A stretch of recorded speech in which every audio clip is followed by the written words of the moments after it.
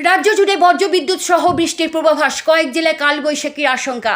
পশ্চিমবঙ্গে আগামী 48 ঘন্টায় আবহাওয়ায় থাকবে বৃষ্টির প্রভাব। রাজ্যের বিভিন্ন জেলায় বিক্ষিপ্তভাবে বজ্রবিদ্যুৎ সহ হালকা থেকে মাঝারি বৃষ্টির পূর্বাভাস দিয়েছে আবহাওয়া দপ্তর।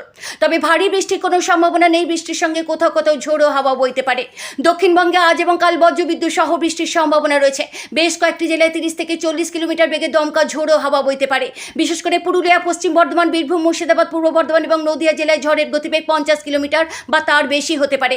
এই জেলাগুলি দু একটি জায়গায় কালবৈশাখীর মতো পরিস্থিতিও তৈরি হতে পারে। উত্তরবঙ্গের দার্জিলিং, জলপাইগুড়ি, কালিম্পং, আলিপুরদুয়ার ও কোচবিহার জেলায় বজ্রবিদ্যুৎ সহ হালকা থেকে মাঝারি বৃষ্টির সম্ভাবনা রয়েছে। সঙ্গে 30 থেকে 40 কিলোমিটার বেগে দমকা হাওয়া বইতে পারে। মালদা, উত্তর ও দক্ষিণ দিনাজপুরে বুধবার পর্যন্ত ঝড় বৃষ্টির পূর্বাভাস রয়েছে।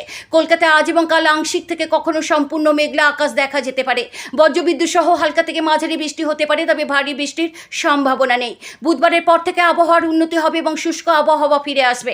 সপ্তাহের শেষ দিকে দক্ষিণবঙ্গে তাপমাত্রা 2 থেকে 3 ডিগ্রি সেলসিয়াস পর্যন্ত বাড়তে পারে। দেখুন নিউজ বঙ্গবার্তায়।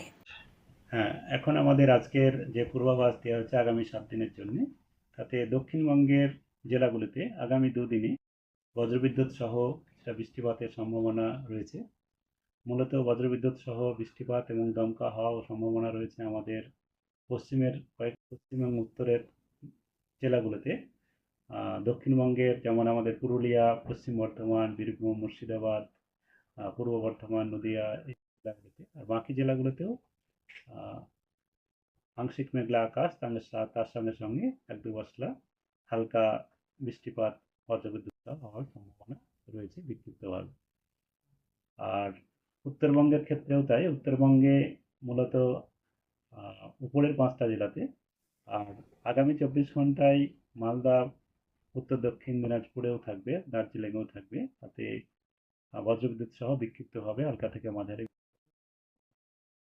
দক্ষিণবঙ্গের ক্ষেত্রে যেটা আমি বললাম আগামী দুদিন এবং তার পরের দিনও কিছুটা কমবে, তবে 1-2 জায়গায় হালকা বৃষ্টিপাতের সম্ভাবনা থাকবে, যেমন 11 তারিখে। তবে 12 তারিখ থেকে দক্ষিণবঙ্গে মূলত শুষ্ক আবহাওয়া থাকবে। তবে উত্তরবঙ্গে যেটা হবে, উত্তরবঙ্গে আগামী 5-6 দিনই আপনার বৃষ্টিপাত হওয়ার সম্ভাবনা থাকছে বজ্রবিদ্যুৎ সহ বিক্ষিপ্তভাবে, মূলত উপরের 5টা জেলাতে। আর নিচের আমাদের যেটা উত্তর দক্ষিণ দিনাজপুর এবং মালদা জেলাতে আগামী 3 দিন পর্যন্ত থাকার সম্ভাবনা থাকছে।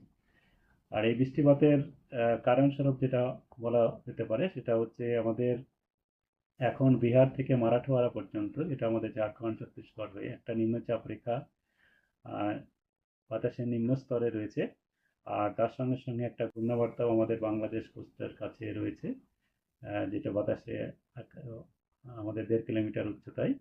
তার জন্যে আমাদের পশ্চিমবঙ্গের দক্ষিণবঙ্গ, উত্তরবঙ্গ দুই জায়গাতেই কিছুটা বঙ্গোপসাগর থেকে জলীয় বাষ্প প্রবেশ করছে। আর এই জলীয় বাষ্প প্রবেশ করছে এবং আগে কিছুটা হিটিং হয়েছে, তার জন্যেই বজ্রবিদ্যুৎ সহ বৃষ্টিপাতের সম্ভাবনা থাকছে।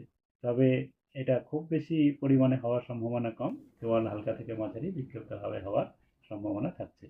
কলকাতা তার পার্শ্ববর্তী অঞ্চলের জন্য যেটা বলা হয়েছে, কলকাতা এবং পার্শ্ববর্তী অঞ্চলেও আজকে বিকেল বা সন্ধ্যের দিকে হালকা থেকে মাঝারি বৃষ্টিপাতের সম্ভাবনা রয়েছে। আর আংশিক মেঘলা আকাশ থাকবে। আগামীকালও তাই আংশিক মেঘলা আকাশ, সন্ধ্যার দিকে বা দুপুরের দিকে হালকা বৃষ্টিপাতের সম্ভাবনা রয়েছে। তারপরের দিনে মূলত শুষ্ক আবহাওয়া থাকবে।